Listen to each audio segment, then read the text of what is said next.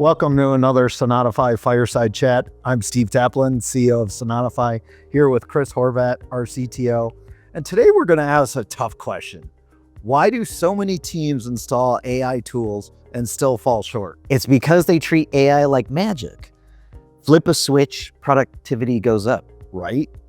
But that's not how any real system works. AI is just a lever, but only if you build the fulcrum. You need people, habits, and infrastructure that amplify it. We've seen dev teams with Copilot enabled across the board, but half the team doesn't even use it. Or they just use it for autocomplete or just a code filler. Exactly. AI isn't a replacement for your engineers, it's a skill amplifier. The better the engineer, the better the workflow, the more value AI delivers.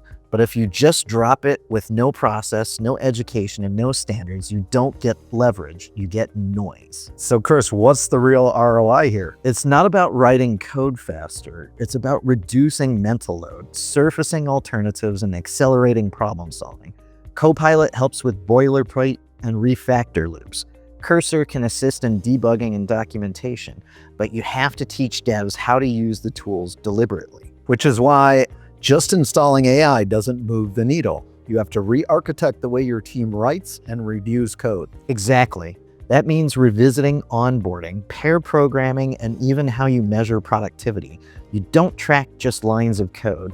You track velocity with quality and your ability to move the roadmap, not just fill the sprint. And the teams that win here, they treat AI as part of their culture, not a tool, not just a capability. That's right. And if your team doesn't build this muscle, they'll fall behind because AI won't replace your devs, but the developers who can use AI will replace the ones who can't. Well said, Chris. And at Sonatafy, we're helping engineering leaders get in front of this shit. We're training their teams, updating processes, and turning AI from a checkbox into a competitive advantage. If you're not building with AI in mind today, you'll be rebuilding under pressure tomorrow.